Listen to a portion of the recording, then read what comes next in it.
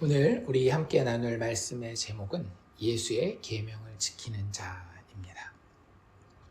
우리 지난주에 요 앞부분 14절 말씀까지 함께 봤는데요. 예수님께서 친히 자기를 믿는 사람들이 어떤 일을 하게 될 것인지에 대한 설명이 쭉 있었습니다. 그래서 그 배경들 쭉 살펴보면서 그냥 단순하게 놀라운 기적을 다른 사람들을 놀래킬 만한 그런 일들을 행하게 될 것이다 라는 그런 의미가 아니라는 이야기를 했었죠. 그래서 신자가 하게 될 일은 이미 예수님이 하고 계셨던 그 일들의 연장선상이고, 또 예수님 말씀하신 대로 예수님이 하신 일보다도 더 큰 일이 우리가 신자라면, 믿는 사람이라면, 예수 믿는 사람이라고 한다면 자연스럽게 하게 되는 일이라고 말씀을 드렸습니다. 그래서 두 가지 측면에서 더 디테일하게 살펴볼 수는 있겠지만, 지난주에 우리가 살펴본 내용은 두 가지 측면에서 말씀을 드렸는데요. 첫 번째는 예수 복음의 능력으로 우리의 육체, 자기 자신, 셀프라고 이야기를 하죠. 그래서 예수 복음의 능력으로 육체 가운데에 죽어지는 그 일을 우리가 계속한다라고 말씀을 드렸습니다. 그래서 자기 부인이라고도 이야기할 수도 있고, 좀 다른 신학적인 용어를 쓴다라고 한다면 성화의 과정, 복음이 계속 체험되는 거예요. 성화가 뭐 특별하게 더 도덕적인 사람이 되는 게 아니라 계속해서 예수께서 십자가에서 죽으시고 다시 살아나셨던 그 복음의 능력이 계속 체험되는 일을, 그것이 계속 실행되어지는 일을 우리가 성령 안에서 하는 것이 첫 번째 신자가 하게 될 일이었고, 또 한 가지는 그 예수 복음의 소식을 주님이 보내시는 곳에서 증언하는 일이 우리가 하는 일이라고 말씀드렸습니다. 사도행전의 컨텍스트로 말씀을 드리면 예루살렘과 온 유대와 사마리아와 땅끝까지 이르러서 예수 그리스도 죽음과 부활의 증인이 되는 것이고, 우리식으로 이야기를 한다면 우리가 보내진 가정에서, 우리가 보내진 친구 관계에서, 학교에서, 혹은 우리가 보내진 일터에서 우리가 그 일을 감당하는 것이, 예수님께서는 그 유대 땅이라고 하는 그 지리적인 한계 하에서 아버지의 뜻대로 사역하신 그것에 비해서 더 넓은, 더 큰 일을, 수준이 다르고 이런 게 아니라 그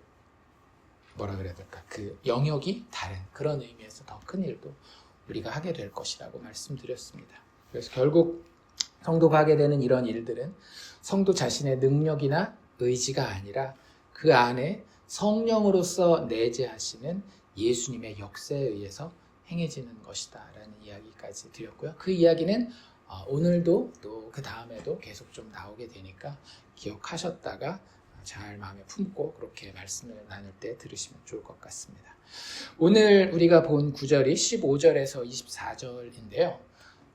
다룰 내용이 좀 많아서 같은 구절을 우리가 한 2, 3주 정도 보게 될 것 같아요. 그래서 오늘은 그 중에 4절에 집중해서 보게 됩니다. 그래서 15절과 21절, 23절, 24절 이렇게 보게 될 겁니다. 다른 절들도 우리가 참고는 하는데 집중해서 보게 되는 구절은 이 4개의 절이라고 하는 것을 좀 기억하시면 좋을 것 같습니다. 15절 이렇게 됐었죠. 너희가 나를 사랑하면 나의 계명을 지키리라. 21절 뭐라고 돼 있어요? 나의 계명을 지키는 자라야 나를 사랑하는 자니, 나를 사랑하는 자는 내 아버지께 사랑을 받을 것이요 나도 그를 사랑하여 그에게 나를 나타내리라. 23절, 24절 예수께서 대답하여 이르시되 사람이 나를 사랑하면 내 말을 지키리니 내 아버지께서 그를 사랑하실 것이요 우리가 그에게 가서 거처를 그와 함께 하리라. 나를 사랑하지 아니하는 자는 내 말을 지키지 아니하나니 너희가 듣는 말은 내 말이 아니요 나를 보내신 아버지의 말씀이니라. 4구절 따로 뽑아서 읽었는데 제가 다시 한번 읽어드릴 때 이게 공통된 주제가 있구나라는 것을 금방 느끼셨을 거예요. 특별히 헬라어를 읽지 않는다 할지라도 이 4구절은 이 15절에서 24절 가운데 특별히 한 가지 주제를 꿰뚫고 있구나라고 하는 사실을 우리가 기억하게 됩니다. 그래서 말씀의 제목 자체가 예수의 계명을 지키는 자라고 돼 있고 예수님 스스로도 여기 계속해서 나의 계명을 지키는 자라는 표현을 쓰고 계신 것을 볼 수 있을 겁니다. 그래서 이런 것들을 읽을 때에 일단 우리가 가지 말아야 될 방향에 대해서 먼저 말씀을 드리고 우리가 가야 될 방향에 대해서 같이 나누게 될 텐데요. 가지 말아야 될 방향은 뭐냐면 그러니까 현대인이 참 취약해요. 현대 문화가 성경에 있는 단어를 가져다가 변형시킨 것들이 굉장히 많이 있잖아요. 하나님이라는 단어도 마찬가지입니다. 그러니까 한국어는 그나마 괜찮아요. 왜냐하면 한국어에는 신이라는 단어와 하나님이라는 단어가 구별되고 심지어는 천주교는 하느님이라는 단어를 쓰기 때문에 한국말에서는 하나님 하면 뭐 그 단어가 오염될 확률은 좀 적은데 영어는 다 뭘 쓰죠? 하나님이 됐건 하느님이 됐건 신이 됐건 God이라고 하는 한 단어를 쓰잖아요. 그래놓고 거기에다가 담는 의미는 자신들의 상상이나 자신들의 문화, 자신들의 소망을 다 담잖아요. 가장 그렇게 오염된 단어들 중에 하나가 뭐예요?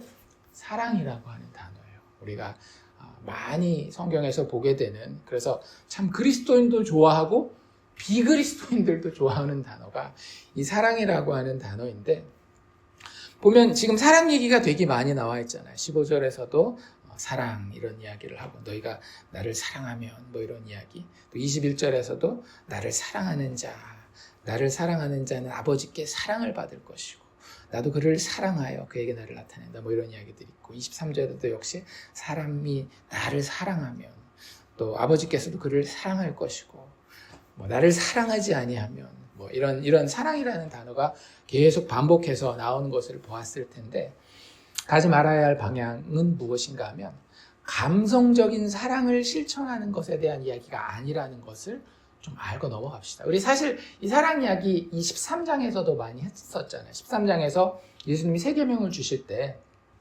사랑에 대한 이야기를 했었단 말이에요. 서로 사랑하는 것에 대해서. 근데 그때 사랑이라고 하는 것이 세상이 이야기하는 것과는 다른 부분들이 있었던 것을 보잖아요. 그래서 그 부분에 대해서 우리가 오늘 다시 한번 좀 더 살펴볼 텐데, 일단 감성적인 사랑을 실천하는, 그게 하나님을 향해서가 되었건 이웃을 향해서가 되었건 감성적인 사랑을 실천해야 되겠다. 왜냐하면 여기 또 실천이라고 하는 건 어디랑 연결돼요? 계명 뭐 이런 것들, 영어로 commandment 이런 표현을 쓰고 있는데, 그 사랑에 대해서 어떤 감성적인 느낌이 있어서 거기에서 어떤 데가 뭐 이 정도는 해야 되고 뭐 이런 것들에 대한 그런 이야기가 아니라고 하는 것을 우리가 좀 기억하고 시작하면 좋을 것 같습니다. 오히려 오늘 우리가 본 이 구절들은 뭐에 대해서 이야기를 하고 있는가 하면 예수의 계명을 지킴으로써 예수를 향한 사랑의 진실성을 증명하는 것에 대한 이야기예요.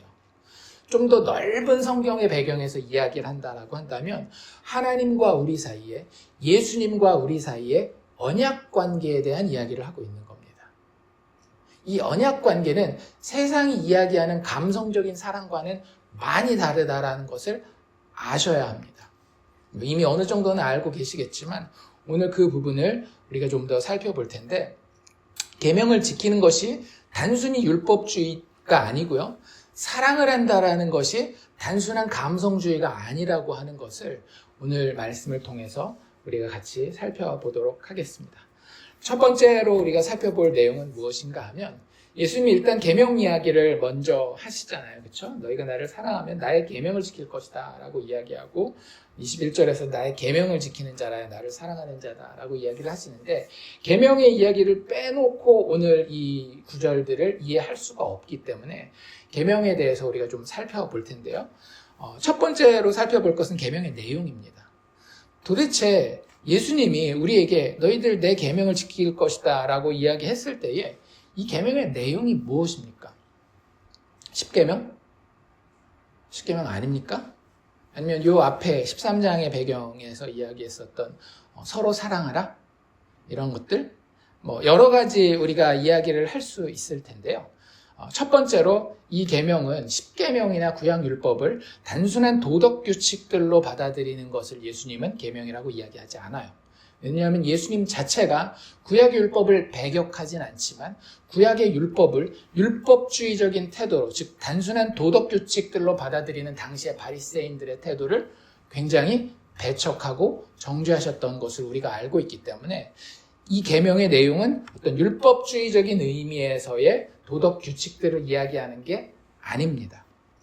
오히려 제가 방금 말씀드렸었던 것들 있죠. 십계명이라든지 아니면 예수님이 요 바로 앞에서 이야기하셨던 서로 사랑하라라고 하는 이런 모든 것들을 포함하는 하나님 아버지의 계시 전체를 예수님께서는 자신의 계명이라고 말씀하시고 계십니다. 10계명, 1계명에서 4계명은 뭐예요? 하나님에 대한 이야기였고요. 5계명에서 10계명은 뭐였어요? 이웃에 대한 이야기였죠. 그래서 예수님이 신약에서 그 10계명뿐만 아니라 구약의 율법 전체를 다 요약할 때 뭐라고 말씀하셔요? 사랑이라고 말씀하셔요. 13장 배경에서 너희가 서로 사랑하는 것도 뭘 전제로 하고 있는 거예요? 예수님을 통해 드러난 하나님의 사랑을 깨달은 자들이 그 사랑에 감격하게 된 것을 전제로 그러니 너희도 서로 사랑하라라고 이야기한 거예요. 다시 말씀드린다라고 한다면 예수님이 이야기하시는 나의 계명은 한 단어로 뭔가 하면 사랑입니다. 그래서 제가 아까 처음에 그 방향성을 설정해 드린 거예요.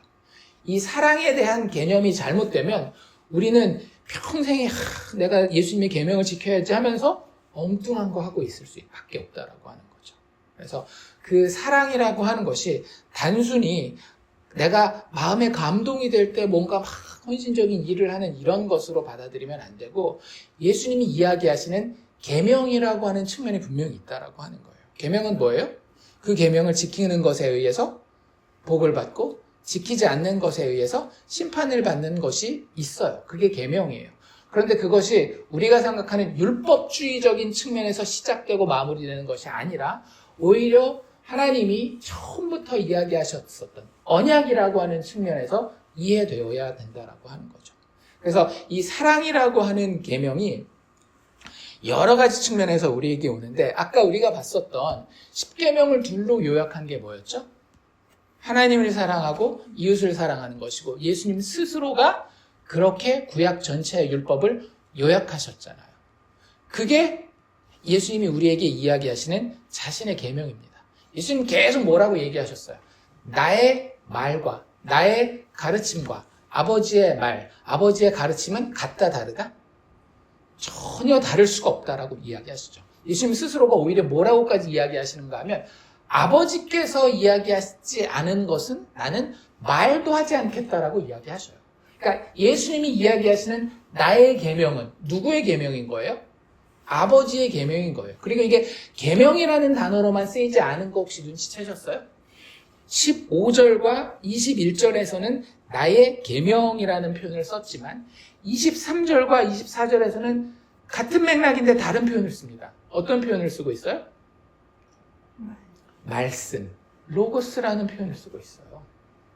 그러니까 하나님이 말씀하신 것이 바로 뭐인 거예요? 계명인 거예요. 그리고 그 말씀의 본체가 누구셨어요? 예수 그리스도 아닙니까? 요한복음 1장에서 태초에 말씀이 계셨다라고 하면서 예수님을 이야기하시잖아요. 그래서 예수님을 통해 하나님이 표현하시고자 하셨던 모든 것들이 계명이라는 단어로 우리에게 주어진 겁니다. 구약에서는 그것을 그 당시 아직 예수 그리스도의 십자가의 죽음과 부활이 없었기 때문에 십계명이라든지 다른 율법의 여러 리스트들을 그 이스라엘 백성들에게 주었었던 것이고 신약에 넘어와서는 그 예수가 너무나도 밝히 드러나기 때문에 이제 곧 십자가에서 죽으시고 다시 살아나심으로 하나님이 하고 싶으신 그 말씀이 너무나도 분명하게 드러나기 때문에 더 이상은 구약에 있는 것처럼 하나님의 계명을, 하나님의 말씀을 리스트로서 우리에게 주실 필요가 없었던 거죠.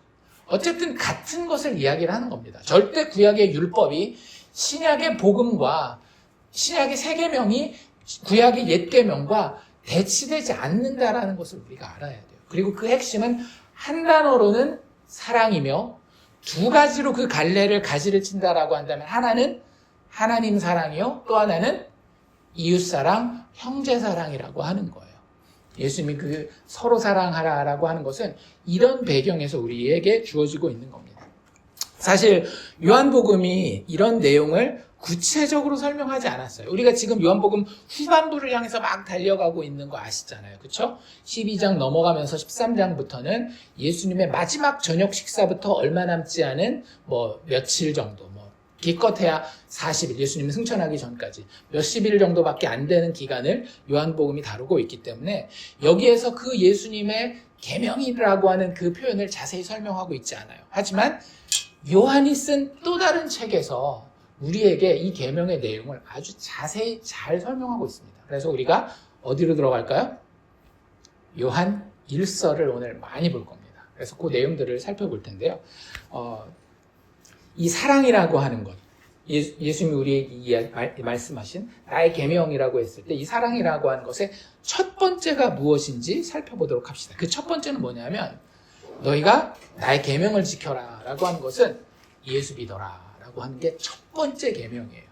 근데 예수를 믿는다라는 건 단순히 지적인 동의를 의미하는 게 아니라 이 계명의 핵심이 뭐라 그랬어요? 계명을 한 단어로 사랑이라고 말씀드렸죠. 그러니까 예수를 믿는다라고 하는 것의 다른 표현이 뭐겠어요, 그러면? 예수를 사랑하는 거예요. 그게 우리에게 주어진 믿음의 사람들에게, 하나님의 백성들에게 주어진 첫 번째 계명인 거예요. 예수 믿어라, 예수를 사랑하여라. 그런데 그게 우리가 생각하는 감성적인 그런 사랑이 아닙니다. 예수님 나를 위해서 십자가 죽어주셨대. 얼마나 불쌍해. 막 맨날 고난주간마다 눈물 흘리고 막 질질 짜고 저 예수님 불쌍한 거 내가 조금이라도 어떻게 보태줘야지. 그런 사랑이 아니라고 하는 거예요. 진리에 근거한 사랑입니다. 예수가 그리스도로서 육체 가운데 오신 것을 시인하는 그러한 믿음. 그리고 그 가운데에 이것이 은혜구나를 깨달아서 예수를 사랑하게 되는 그것을 우리에게 첫 번째 계명으로 주셨다라는 거예요. 요한일서 가봅시다. 4장인데요. 4장 2절과 3절입니다. 이렇게 요한이 기록하고 있어요. 자기가 예수님과 얼마나 오랫동안 친하게 지냈어요. 그리고 거기서 받은 그 계명의 내용을 이렇게 설명하는 거예요. 예수를 믿어라라고 하는 이 계명. 요한일서 4장 2절과 3절인데요. 이로써 너희가 하나님의 영을 알지니 곧 예수 그리스도께서 육체로 오신 것을 시인하는 영마다 하나님께 속한 것이요 예수를 시인하지 아니하는 영마다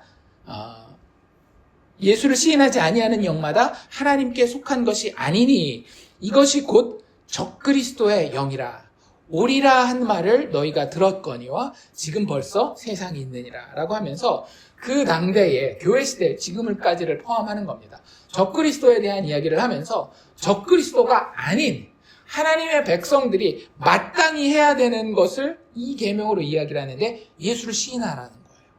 그런데 예수를 어떻게 시인하래요? 예수께서 육체로 오신 것을 시인하라는 거예요. 그것을 우리는 다른 말로 뭐라고 이야기를 하는가 하면 믿음이라고 이야기를 하고요. 그 믿음이라고 하는 것의 내용을 곰곰이 곱씹어 보면 예수님이 왜 육체로 오셨어요? 우리가 하나님의 피조물로서 하나님을 대적하였기 때문에 거룩하신 하나님의 준엄한 심판 가운데에 우리는 마지막 날 멸망할 수밖에 없는 존재였단 말이에요. 그리고 그 누구도 그 죄의 심판의 저주의 대가를 치를 수가 없었어요. 그런데 누가? 하나님께서 그 아들과의 영원한 언약 가운데에 그 가치 없고 하나님을 대적한 죄악 가운데에 있는 범죄자들을 사랑하시기 위해서 그들이 육체로 치러야 하는 대가를 치르기 위해서 입지 않아도 되는 인간의 육체를 입고 이 땅에 내려오셨다라는 거예요. 그리고 그 육체로 우리를 위해서 죽어주셨고 그분의 제물 되심이 아무 흠도 티도 없는 완전한 제물 되심이었기 때문에 다시 살아났단 말이에요. 우리는 그 육체로 오신 예수를 시인하게 될 때에 그래 그런 법적인 절차가 있으니까 그것에 의해서 내가 구원받지 그럴 수 없어요. 인간이라고 한다면 마음의 성정이라고 하는 게 있다라고 한다면 그 예수를 봤을 때 뭐 할 수밖에 없어요? 감격하고 사랑할 수밖에 없다라고 하는 거예요. 그래서 예수 믿는 것은 예수 사랑하는 것과 별개의 것이 될 수 없는 거예요. 그것이 우리에게 주어진 첫 번째 계명입니다. 예수 시인하여라. 예수 시인하여라. 요한이 3년 내내 공생애를 거치면서 그리고 그 이후에 부활하신 예수를 만나고 성령 안에서 교회 사역하면서 요한 일서를 통해 자기 성도들에게, 자기 믿음의 형제들에게, 이제 믿음을 시작한 연약한 자들에게 주는 예수의 계명이 무엇인가 하면 예수 믿으라는 거예요. 그런데 그게 단순한 지적 동의가 아닌 그분의 육체로 오심에 대한 의미를 곰곰이 곱씹어서 그분이 나를 얼마나 사랑하셨는지 가운데 푹 빠져서 너희도 그를 사랑하라는 거예요. 그게 뭐 완전하냐 부족하냐 그런 걸 떠나서 그분이 너희를 육체로 오셔서 죽으시기까지 사랑하신 만큼 너희도 그분을 알고 믿어서 사랑하라. 이게 첫 번째 계명이라고 하는 거죠. 그러니까 우리가 아까 이야기했었던 구약과 배치돼요, 안 돼요? 구약과 배치되지 않죠. 구약도 첫 번째가 뭐였더라고요? 10계명의 첫 번째 4계명이 하나님 사랑이었잖아요. 그 하나님의 사랑이, 하나님을 향한 사랑이 우리 성도들, 믿는 사람들, 하나님의 백성들이라고 불리우는 사람들이 가져야 되는 첫 번째 계명인 거예요. 이 내용을 모르면 사랑이라는 단어를 가지고 우리는 자꾸 감성적인 어떤 도덕적인 선행을 향해서 나아가게 돼요. 사랑의 1순위도 누구에게 있어요? 하나님께 있어요. 예수 그리스도에게 있다라고 하는 거예요. 하지만 거기서 멈추진 않죠. 10계명이 1계명부터 4계명까지만 있는 건 아닌 것처럼. 그렇죠? 그럼 당연히 두 번째 부분으로 우리가 봐야 되는 예수님의 계명은 뭐겠어요? 서로 사랑하는 겁니다. 이미 13장에서 봤잖아요. 그렇죠? 이건 예수님이 너무 분명하게 자기 입으로 정확하게 단어를, 우리가 알아들을 수 있는 단어를 써서 말씀하셨어요. 서로 사랑하라 라고 하는 겁니다.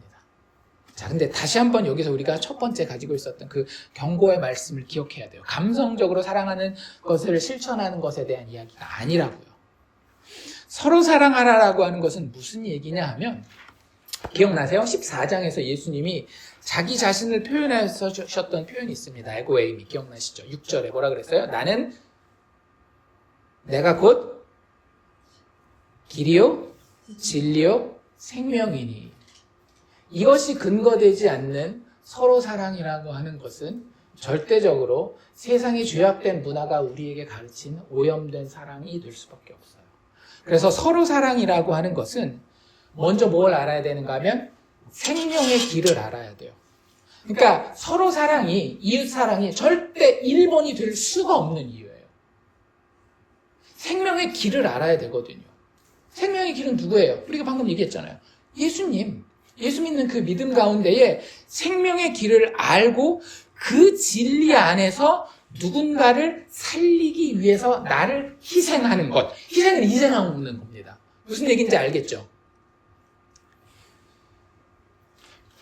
생명의 길을 알고 그 진리 안에서 죽어있는 자를 혹은 죽음을 향해 가는 자를 살리기 위해서 내 스스로를 희생하는 겁니다.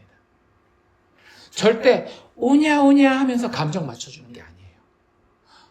저 사람이 저거 필요하다니까 내가 줘야지. 이걸 성경이 사랑이라고 이야기하지 않는다라고 하는 거예요. 성경의 사랑의 길은 처음부터 생명의 길로 시작하고 그 진리를 통해서 그 사람을 궁극적으로 살려내는 데 목적이 있습니다. 예를 들어서 우리가 의사로서 환자를 사랑할 때 어떻게 해요? 오냐 그 사람이 필요하다라는 거 다 하게 허락합니까? 그러지 않죠. 그 사람이 지금 아프다 할지라도, 그 사람이 진짜 피를 흘린다 할지라도 어떻게 해요? 살리는 길을 내가 알아요. 그 진리를 이제 알았단 말이에요. 의사 공부하면서, 의사 경험을 쌓으면서 나는 이 사람의 생명을 살리는 길을 알고 있어요. 그 진리를 알고 있단 말이에요. 그래서 그 진리 안에서 생명을 살리기 위해서 나의 시간과 나의 희생과 심지어는 나의 인격과 인기까지도 포기하는 거예요. 희생하는 거예요.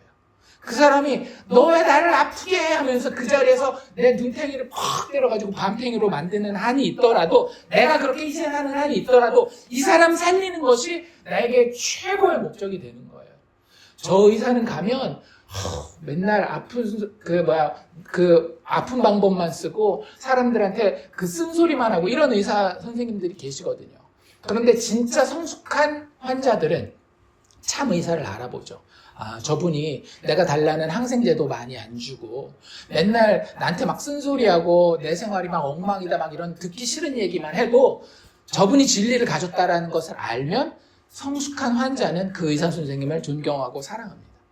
그 마찬가지 일이 우리가 서로 사랑할 때 이루어져야 되는 일이라고 하는 거예요. 그냥 오냐 그 사람의 감정을 맞춰주거나 그 사람이 내가 지금 이거 필요해요 찡찡찡찡 되니까 막 그거 그냥 어떻게 해서든지 막 공급해주고. 그 빈곤 포르노라는 말을 쓰잖아요. 그 교회 안에도 너무 많이 들어와 있어요. 뭐 요즘에는 워낙 이제 그 뭐 미디어가 많이 있잖아요. 뭐 틱톡이나 유튜브나 뭐 페이스북이나 이런데 뭐 인스타그램이나 이제 기독교적인 컨텐츠들도 굉장히 많이 옵니다. 생기고 있어요. 근데 그런 것들 뭐 다 믿음 안에서 하고 있죠. 근데 제가 참 마음에 걸렸던 것들 중에 하나가 뭐냐면 어떤 찬양 그룹이 있어요. 근데 그 찬양 그룹이 아프리카 찬양 그룹이거든요. 근데 뭐 찬양하고 뭐 음악적인 기교를 부리고 뭐 이런 것들은 충분히 이해할 수 있어요. 그 정도까지는. 이거 그냥 매체고 영상을 만드는 거니까. 그런데 거기에 아이들 찬양대거든요. 아이들 찬양대. 아이들 다 어떤 옷 입고 나왔을까요? 찢어지고 구멍 나고 다 그런 옷 입혀놨어. 최대한 꾀재재하게 보이게. 하나님 막 찬양하는데 보면 앰프라든지 마이크라든지 이런 것들은 저도 보면 알잖아요. 브랜드랑 이런 것들 다 좋은 것들이에요. 스튜디오도 얼마나 좋은 거 썼겠어요. 근데 거기에서 찬양하는 사람은 찬양 인도자 어른부터 시작해가지고 구멍 나고 막 이렇게 막 좋아요 눌러주세요. 구독해주세요. 계좌번호도 있겠죠. 그 서포트, 도네이션 좀 해주세요. 우리가 하나님 이렇게 찬양하는데 사실은 이렇게 막 힘들고 그래요. 도네이션 할 수 있어요. 할 수 있다고요. 아프리카가 아무래도 미국보다, 한국보다 못 살지 않겠어요. 같은 믿음의 형제 자매가 특별히 거기 핍박받고 정말로 생계의 위험을 가지고 있을 때 사도 바울이 예루살렘 교회를 도왔던 것처럼 우리가 충분히 도울 수 있습니다. 그런데 제가 말씀드린 이런 사례 정도면 너무한 거 아닌가요? 거기 쓰이는 장비가 뻔히 엄청나게 고가의 장비라는 거 알고 있는데 거기에 사람들의 그 진짜 감성적인 동정심에 의지하기 위해서 그런 분장? 그걸 분장이라 그래야 되나? 진짜 좀 그랬어요. 많이 좀 저한테는 그랬습니다. 곡 자체는 즐겨 들었어요, 저도. 뭐 음향 같은 거 잘 썼으니까 또 그 사람들 나름대로의 바이브가 또 특이한 부분들이 있어서 좋아는 하는데 그 눈에 보이는 그런 장면은 좀 한숨이 나올 정도로 그랬습니다. 왜 이런 일이 벌어지느냐 하면은요, 사랑에 대한 정의가 교회 안에 잘못되어 있기 때문에 그걸 이용해 먹는 사람들이 교회 안팎으로 너무나 많다라고 하는 거예요. 좌파들이 교회 이용할 때 한국 세월호 같은 경우에 어땠을까? 교회가 어떻게 해? 저 죽어간 아이들 불쌍히 여기지 않느냐? 다 노란 리본 달아요. 다 노란 리본 달아요. 우파가 그 광화문 나와가지고 우리 보수 대통령을 왜 쫓아냈느냐 할 때는 또 와가지고 우리 불쌍한 대통령 죄도 없는데 감옥에 갇혀 있는데 우리가 나가서 기도하고 찬양해야지. 기독교인이 둘 다 할 수는 있습니다. 그런데 그걸 기독교인의 사랑이라고는 이야기하지 말아요. 그건 인간의 측은지심이라고 얘기를 하죠. 측은지심이 어떤 사람이 불쌍한 가운데 있으면 그걸 불쌍히 여기는 거예요. 성경이 이야기하는 특별히 교회 공동체를 배경으로 하는 거잖아요. 예수를 믿고 예수를 사랑할 뿐만 아니라 너희가 나의 제자가 되었을 때 믿음의 사람들끼리 서로 사랑하라라고 했을 때는 그 사람의 육체의 환경이 어떻게 보이느냐는 아무 상관이 없는 거예요. 이해가 되세요? 우리는 뭐만 보는 거예요? 제가 방금 말씀드린 것처럼 예수 안에서 생명의 길을 알고 그 진리 안에서 그 진리가 이야기하는 생명 있잖아요. 세상이 이야기하는 생명 말고 그 진리가 이야기하는 그 생명을 향해서 그들을 살리기 위해서 내가 욕을 먹건 내가 그지가 되건 그게 육체적인 희생이 됐건 뭐 사회적인 희생이 되었건 그것을 위해서 이 사람 사는 길이 이거야 라고 생각해서 그걸 나름대로 성령의 도우심 가운데 하나님의 감동하심 가운데 실천하는 것을 서로 사랑한다라고 이야기하는 것이지 싸구려 감정에 의지한 세상 사람들에게 칭찬받기 위한 그런 단순한 어떤 도덕적인 봉사 이런 것들을 사랑이라고 이야기하지 않는다라는 거예요. 구약의 율법도 사실은 그것을 이야기를 합니다. 구약의 율법을 보면 가난한 사람들에 대한 이야기를 하지만 결코 그 가난한 사람들에 대한 어떤 그 특별 대우, 여기서 특별 대우라고 하는 건 뭐냐면 가난하기 때문에 그들의 죄가 없는 것처럼 이야기하는 그런 정도의 특별 대우를 이야기하지 않아요. 구약의 율법은 뭐에 대한 거였어요? 육신에 대한 거였잖아요. 그러니까 육체의 생명을 살리는 부분에 있어서 가난한 사람들은 특별 대우를 받긴 해요. 하지만 그게 아닌 어떤 그 도덕적인 잘못을 했을 때에 가난한 자들은 요즘 사회학들이 이야기하는 것처럼 가난하기 때문에 그들이 어쩔 수 없는 환경 가운데 살아왔기 때문에 그들이 죄 지은 것은 죄 짓지 않은 것으로 혹은 죄를 덜 지은 것으로 해주는 이런 것들이 성경에 드러나지 않아요. 성경은 진리 안에서 그 사람을 살게 합니다. 그 사람이 진리 안에서 규정한 생명을 향해서 날아갈 수 있도록 돕는 것이 그게 진짜 이웃사랑, 서로 사랑하는 거라고 하는 거예요. 뭐라고 이야기하고 있는가 하면 그 요한 1서인데요. 4장 7절로 9절에 이것에 대해서 이렇게 이야기를 하고 있어요. 서로 사랑하는 것에 대해서. 사랑하는 자들아, 우리가 서로 사랑하자. 이거는 누구나 좋아하는 말씀이죠. 그렇죠? 누구나 다 좋아하는 말씀입니다. 근데 그 근거를 이렇게 깔고 있어요, 요한이. 사랑은 누구에게 속한 것이니? 하나님께 속한 것이니. 그러니까 여기서부터 우리는 방향을 잘 잡을 수 있어요. 제대로 성경만 읽으면. 그러면 하나님이 어떻게 그 주의를 다루시는지, 하나님이 어떤 것을 기뻐하고 어떤 것을 슬퍼하시는지 이런 것들부터 시작할 수 있어야 되잖아요. 왜? 사랑이 인간에게서 나온 게 아니라 인간의 감성에 의지한 게 아니라 오직 하나님께로만 근원한 것이기 때문에 사랑은 하나님께 속한 것이니 사랑하는 자마다 하나님으로부터 나서 하나님을 알고 하나님을 알지 못하는 인간 감성에만 기대는 사랑은 그리스도인들이 쫓아갈 게 아니라는 거죠. 그런 식으로 사랑하지 아니하는 자는 하나님을 알지 못하나니 이는 하나님은 사랑이시라. 하나님은 사랑이십니다. 이거 써놓고 항상 어떻게 해요? 하나님은 내가 생각하는 이런 감성적인, 이런 도덕적인, 이런 의무에 의한, 이런 율법적인 사랑하는 분으로 이 내가 규정한, 내가 정의한 사랑이라는 단어에 의해서 하나님의 이미지를 그려요. 그러면 안 된다라고요. 거꾸로 가야죠. 누구에 대한 그림을 우리가 먼저 가져야 돼요? 하나님에 대한 그림을 먼저 가져야 돼요. 이사야 6장에서 만났었던 거룩하다. 그리고 그 가운데에 엎드러져서 도저히 자기 얼굴도 들지 못할 정도의 깨끗하고 흠도 없으며 모든 죄를 그분의 온전한 능력으로 다 심판하실 수밖에 없는 그 거룩하신 하나님이 사랑이라고 하는 단어를 정의해야 된다라고요. 생명의 길이신 그분이 우리 안에 진리로 예수 안에서 밝히 드러나 십자가의 모습을 통해 우리에게 그려져야 된다라고 하는 거예요. 십자가에서는 그 어떤 죄도 피해갈 수가 없잖아요. 마음의 동기마저도 하나님이 십자가에 못 박아 죽이는 걸 우리가 봤잖아요. 그럼에도 불구하고 그 안에서 아들의 대가를, 아들의 핏값을 주님이 치르셨기 때문에 죄인들이 아무 공로 없이 다시 살게 되는 것. 이게 하나님의 정의예요. 그리고 그 하나님의 정의가 사랑을 정의해야 된다라고 하는 거죠. 하나님은 사랑이심이라는 그렇게 이해해야 되는 겁니다. 우리가 세상에서 영화 보고 소설 읽고 가요 듣고 거기서 사랑이라는 이 그림을 잔뜩 그려와가지고 하나님이 이렇구나 이렇게 그리지 마시라고요. 우리 십자가만 바라봐야 되는 겁니다. 하나님의 말씀으로만 돌아와야 되는 거예요. 하나님의 사랑이 우리에게 이렇게 나타난 바 되었으니 하나님의 사랑을 그려주고 있죠. 요한이. 하나님이 자기의 독생자를 세상에 보내심. 그로 말미암아 우리를 뭐하게 하심이라? 살리려 하심이라. 하나님의 유일한 목적은 뭐냐면요. 생명을 살리는 거예요.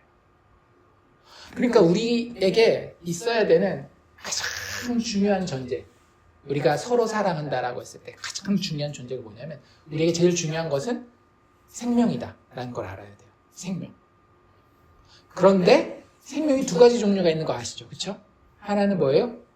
육체의 생명. 세상 사람들은 이 육체의 생명에 관한 것들을 어떻게 도우면 그걸 좀 사랑이라는 단어, 착한 일 했다 이런 단어로 표현하는데, 그리스도인들이, 믿음의 사람들이 서로 사랑한다라고 했을 때 거기서 그래서 그 사람의 생명을 위해서 내가 내 몸을 바치기까지 헌신하고 희생하는 그 사랑에는 육체의 생명이 아닌 뭐가 목적지가 되어 있어야 되는 거예요? 영적인 생명 혹은 영원한 생명. 예수님이 계속 이야기하시잖아요. 하나님이 세상을 이처럼 사랑하사 독생자를 주셨으니 이는 저를 믿는 자마다 잘 먹고 잘 사는 육체의 생명을 허락하기 위함이라? 아니잖아요. 영생, 영원한 생명, 영적인 생명. 하나님과 교제하며 하나님 앞에 영원히 의로운 자로서 존재할 수 있는 그 생명 가운데로 우리를 두시겠다라고 하는 거잖아요. 근데 그 생명을 우리끼리 서로 소중하게 생각하는 거예요. 세상 사람들도 아무리 힘들고 이런 사람이 있어도 자살하라 그래요. 하지 말라 그래요.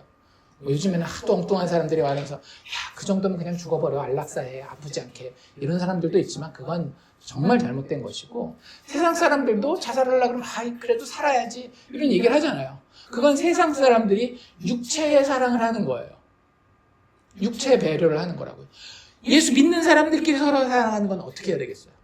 이 사람 영적으로 죽으면 안 되는데, 이 사람 예수 앞에서, 예수 안에서 살아야 되는데, 하나님 앞에서 하나님이 인정하는 그 의로운 자리에 가야 되는데, 이런 마음, 이런 절박함이 서로 안에 있어야 되는 거예요. 기도하지 않는 믿음의 형제자매 보고 왜 기도하지 않지? 말씀 보지 않고 그 말씀을 자기와 세상의 잣대로 쪼개고 있는 사람들을 보고 왜 세상의 육체 잣대를 가지고 하나님의 영적인 말씀을 나누고 있지? 이런 것들에 대한 안타까움이 있어야 된다라는 거예요. 그걸 볼 수 있는 기준이 있어야 그 사람을 진짜 사랑할 수 있는 거예요. 아니야. 그거 진리의 생명의 길이 아니야. 예수가 우리를 향해 주시기 원하셨던 하나님 앞에서의 의로운 자리라고 하는 것이, 그 영원한 생명의 자리라고 하는 것은 이런 것이야 라고 십자가를 가리킬 수 있어야 우리는 진짜 서로 사랑하는 거예요. 그 가운데에 그 영적인 사랑, 영적인 생명, 영원한 생명의 그림자가 되는 육체의 생명이 너무 힘든 자들이 있으면 우리가 그 사랑을 알고 있기 때문에, 그 사랑이 생명을 추구하는 사랑임을 알고 있기 때문에 육체의 생명의 위기를 겪고 있는 자들에게 도움을 주는 거죠. 그래서 그런 것들을 예수님이 우리에게 계명으로 주셨다라고 하는 겁니다. 어렵지 않죠? 두 가지. 하나 뭐예요? 예수 믿어라. 두 번째, 서로 사랑해라. 이게 예수님이 우리에게 주신 자신의 계명입니다. 그리고 그거 지키라는 거예요. 더 길게 있긴 한데 나중에 요한 1서는 한번 쭉 보십시오. 거기서 우리가 어떻게 이 계명을 어길 수 있는지, 우상 숭배도 여기 들어가고 육신의 정욕이나 안목의 정욕, 이생의 자랑, 이런 것들이 다 예수 믿는 것과 서로 사랑하는 것에 배치되는 것이기 때문에 요한 1서에서는 그것들을 범죄라고 이야기를 합니다. 계명을 어긴 게 어떤 모습인지도 요한 1서에서는 잘 보여주고 있어요. 그러니까 계명이 어떤 것인지, 근데 그 계명이 우리한테 익숙한 게 아니잖아요. 육적인 게 아니라 영적인 거기 때문에 그걸 어기는 것이 어떤 것인지도 요한 1서에서는 제가 말씀드린 것처럼 그런 것들을 이야기합니다. 우상을 섬긴다든지, 그 다음에 세상을 사랑한다든지, 그래서 육신의 정욕, 안목의 정욕, 이생의 자랑을 가지는 거라든지, 아까 얘기했었던 그 가난한 사람들에 대한 것도 되게 자세히 나와 있어요. 이 세상의 재물을 가지고 형체의 궁핍함을 보고도 도와줄 마음을 닫으면 그거 뭐예요? 그 사람의 생명에 대해서 귀하게 여기지 않잖아요. 우리가 궁극적으로 중요하게 생각하는 생명은 아니지만 육체의 생명이, 그럼에도 불구하고 하나님이 육체의 생명을 주신 데는 부정적인 이유만 있는 게 아니라 긍정적인 이유도 있기 때문에 영적인 생명을 귀중히 여길 줄 아는 사람은 뭐도 귀중히 여기는 거예요? 육체의 생명도 귀중히 여기기 때문에 그 생명, 육체의 생명에 어떤 심중한 문제가 생길 만한 사람에 대해서 우리는 같은 믿음의 사람으로서 돕는 거예요. 이해가 되시죠? 그냥 저 사람 불쌍하다, 세상 사람들이 생각하는 것처럼 아까 얘기한 빈곤 포르노를 내가 봤기 때문에 거기에 이 흥분해가지고 그 사람을 도와주는 그런 게 아니라 예수 그리스도의 십자가, 그 십자가가 지향하는 영원한 생명을 봤기 때문에, 그리고 거기서 베풀어진 예수 그리스도의 사랑을 내가 봤기 때문에 그 사랑 안에 있는 자로서 육체의 생명이 힘든 자들도 우리가 그의 생명을 귀히 여겨서 돕는 거예요. 뭐 내가 그 사람을 제발 그런 생각, 그런 교만한 생각이나 그런 교만한 태도는 가지지 마세요. 우리가 할 수 없어요. 도와주고도 마음 가운데에 내 거 챙기느라고 어디까지만 내가 해야 될까 이 선이나 긋고 앉아있지, 우린 그거 하고도 사실은 회개해야 되는 존재들이에요. 근데 우리가 십자가 바라볼 때는 우리의 그런 부족함에도 불구하고 서로 사랑하는 일이 영적인 생명을 위해서 뿐만 아니라 육적인 생명을 위해서도 일어날 수 있다. 그런 일을 우리가 할 수 있다. 그렇게 받아들이시면 좋을 것 같습니다. 그래서 그게 계명의 내용이고요. 그 다음에 두 번째 우리가 살펴봐야 될 건 뭐냐면, 그래서 이 계명을 어떻게 지킬 것이냐라고 하는 것이죠. 우리 지난주에도 살펴본 겁니다. 이거 인간의 의지와 다짐으로 지키는 겁니까? 이 계명을 안 지키면 큰일 나겠네. 천국에 못 가겠는데? 이런 율법주의적인 의미에서 인간의 의지와 다짐을 가지고 이 계명을 지키는 거 아니에요. 오늘 본문으로 다시 넘어와 보면 그 15절에 힌트가 나와 있는데요. 우리가 읽었던 첫 번째 구절이죠. 너희가 나를 사랑하면 나의 계명을 지켜라. 명령문이에요? 아니죠. 혹은 너희가 나를 사랑하면 나의 계명을 지켜야만 한다. 뭐 의무에 대해서 이야기하고 있나요? 아니에요. 뭐라고 돼 있어요? 그냥 너희가 나를 사랑하면 나의 계명을 지키리라. 뭐가 먼저죠? 계명을 지키는 게 먼저입니까? 사랑하는 게 먼저입니까? 사랑하는 게 먼저예요. 사랑하게 되면 계명은 그냥 따라오는 거죠. 그래서 실제 시제 자체가 어떻게 되는가 하면 미래 시제예요. 근데 그렇게 될 거라는 것에 대한 예수님의 선언이요 진술일 뿐입니다. 그리고 예수님의 말씀은 살아있는 생명력이 있기 때문에 그대로 이루어지게 돼 있어요. 우리가 성령의 도우심 가운데에 마침내 예수를 그리스도로 보게 되고 그분의 성육신과 그분의 죽음과 그분의 부활을 제대로 이해하게 되면 예수를 사랑할 수밖에 없고, 예수를 사랑하게 되면 그의 계명을 지키게 될 거라고 하는 거죠.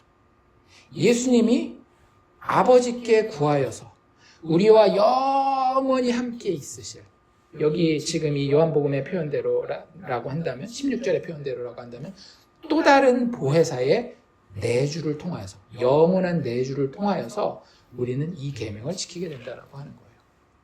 제가 지난주 그 성경 공부 때 잠깐 말씀드린 그룹이 있는데 거기서도 뭐라고 말씀드리는가 하면 성령을 모르면 그리스도인이 아니라고 말씀드렸어요.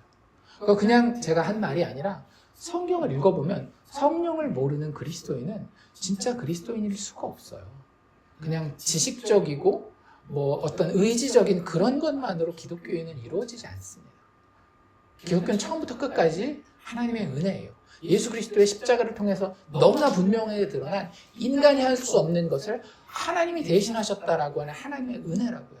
그리고 그 은혜의 현실과 체험은 반드시 누구를 통해서 일어나는가 하면 제3위 하나님이신 성령 하나님을 통해 일어난다라고요. 그분이 우리 안에 내주하셔요. 그런데 영원히 떠나지 않고 내주하십니다. 그리고 그분이 우리의 보혜사가 되세요.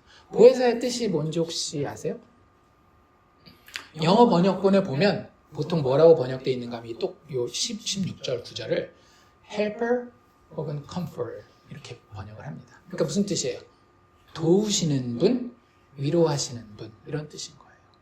성령께서 우리 안에서 우리의 연약함을 도우시고 우리가 우리의 무능력 때문에 우리의 어떤 여전한 육체의 습성 때문에 절망할 때 우리를 위로하고 격려하여서 데리고 나가는 그런 역할을 해주심으로 예수님이 우리에게 이야기하신 예수 믿어라, 서로 사랑해라 라고 하는 그 계명을 지킬 수 있게 된다라고 하는 거죠.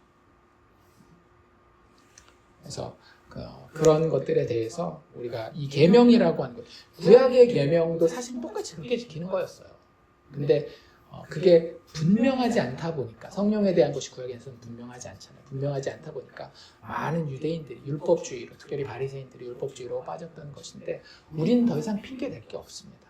너무나도 분명히 예수님서부터 예수님의 제자들, 모든 사도들이 제대로 된 정통교회라고 한다면 이 성령에 대해서 건강하게 예수님의 가르침에 근거해서 우리에게 이야기했기 때문에 이 계명을 지키되 나의 의지와 나의 자랑으로 이것을 지키는 것이 아니라 오히려 나의 무능력 때문에 주님이 약속하신, 주님이 보내주시리라고 약속하신 성령 하나님을 의지하여서 그 길에 어떻게 해서든지 서보려고 하는 그 믿음의 행위 가운데에 이 일들을 우리가 지켜 행하게 된다라고 하는 거죠.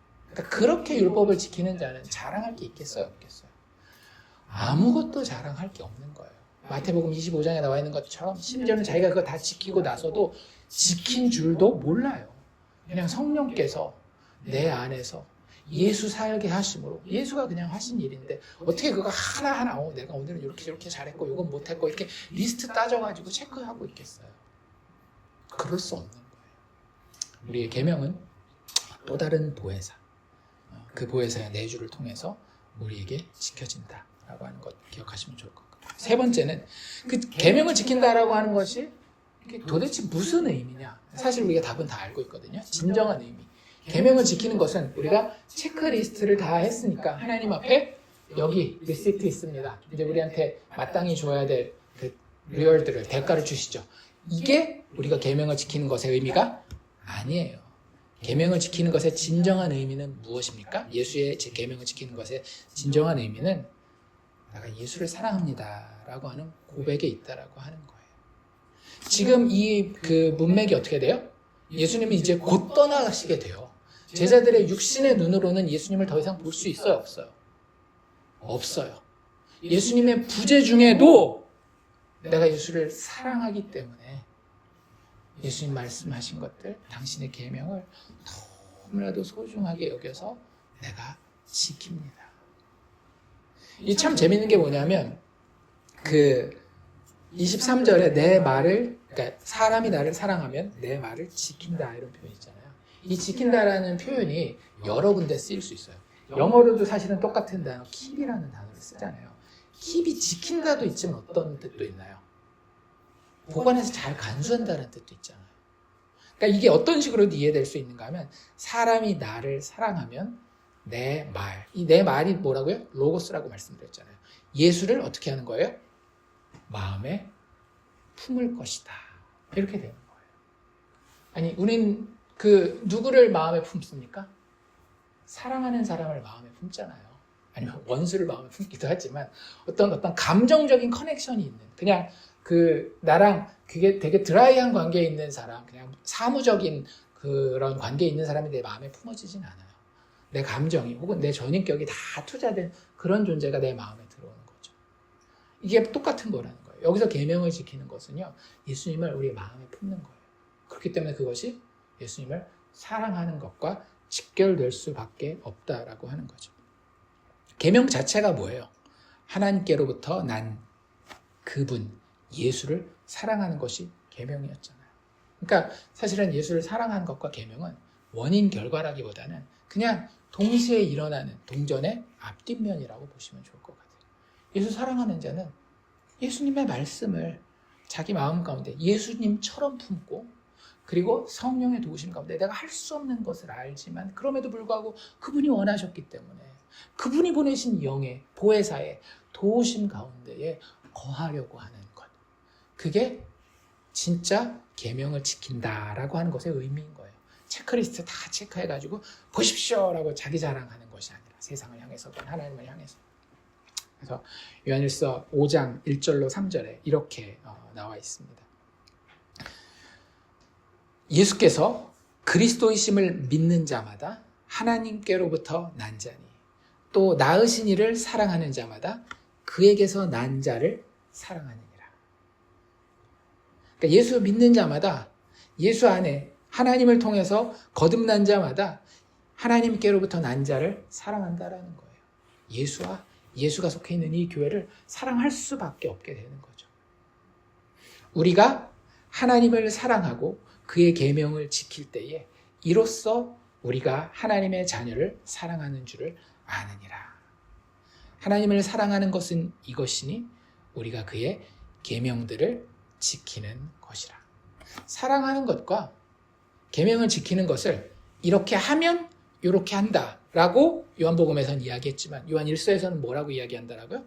하나님을 사랑하는 것은 이것이니 라고 동격, 이퀄 마크를 쓴단 말이에요. 우리가 그의 계명들을 지키는 것이니라. 하나님을 사랑하는 것은 하나님의 계명을 지키는 것입니다. 예수님을 사랑하는 것은 예수님의 계명을 지키는 것입니다. 그리고 그 계명을 지키는 동기가 내가 체크리스트에 체크해서 누군가에게, 하나님에게 혹은 인간들에게 자랑하기 위해서 하는 것이 아니라 사랑 가운데 하는 것이기 때문에 그 뒤에 요한이 뭐라고 이야기를 하는가 하면 그의 계명은 무거운 것이 아니로다 라고 이야기합니다. 그렇지 않나요? 아까 우리가 봤었던 육신의 정욕, 안목의 정욕, 이생의 자랑, 세상을 사랑하고 이런 것들, 그거 피하는 거 어려워요, 쉬워요? 사실 되게 어려워요. 만약에 그거 가지고 하나님이 너 채점한다 그러면 엄청 무거운 짐이라는 거예요. 내가 만약에 체크리스트 해가지고 가져가야 되는 게 계명이고 계명시킴이라고 한다면. 근데 요한이 뭐라고 분명히 얘기한다라고요? 그의 계명은 무거운 것이 아니로다. 왜요? 내가 사랑하는 분이기 때문에. 그 사랑하는 분이 나에게 주신 계명이기 때문에 내 능력이 되지 않는다 할지라도 그분을 사랑하고 그분이 나를 사랑하시는 것을 알기 때문에 그냥 드리는 거예요. 그게 계명 지킴입니다. 우리가 계명을 지키게 되면 그래서 일어나는 마지막 결과가 무엇인가 하면 우리는 계명을 지키면 자꾸 뭘 생각해요? 구약에서 이 계명을 지키는 자에게 이런 축복이 있고 이런 얘기가 있기 때문에 그런 어떤 그 트레이드 관계, 거래 관계로 자꾸 계명 지키는 것을 생각하는데 그렇지 않아요. 계명을 지키는 것은 사랑과 연결되어 있기 때문에 하나님과의, 예수님과의 인격적인 관계와 연관되어 있기 때문에 그 계명을 지킴으로 얻게 되어지는 궁극적인 결과가 무엇인가 하면 한마디로 우리가 더 알아듣기 쉬운 말로 요약한다면 더 사랑하게 되는 거예요.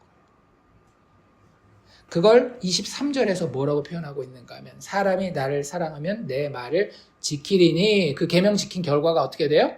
내 아버지께서 그를 사랑하실 것이요. 우리가 너무나도 그 사람을 사랑하기 때문에 이제는 떨어질 수가 없는 관계가 되는 거예요. 우리가 그에게 가서 거처를 그와 함께 하리라.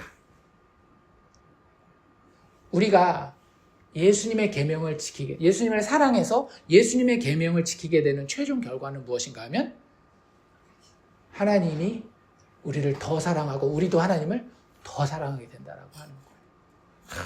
내가 이제 안 되던 사업도 잘 되고 잘 안 되던 공부도 잘 되고 이제 막 사람들한테 미움받던 거 인기를 얻고 이런 거 아니고요.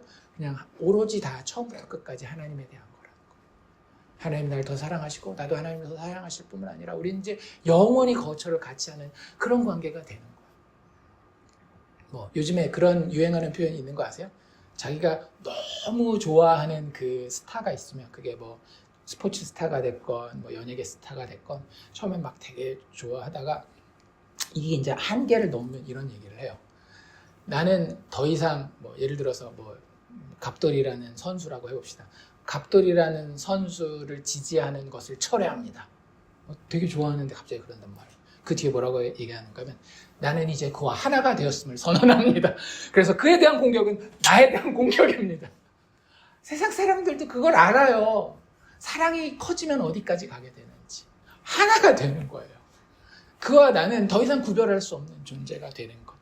우리가 그에게 가서 그와 거처를 함께 하리라. 반대로 24절 나를 사랑하지 아니하는 자. 마음 자체가 없으니까 그 말씀에 관심이 있어요, 없어요? 없어요. 내 말을 지키지 아니하나니 너희가 듣는 말은 내 말이 아니요 나를 보내신 아버지의 말씀이니라.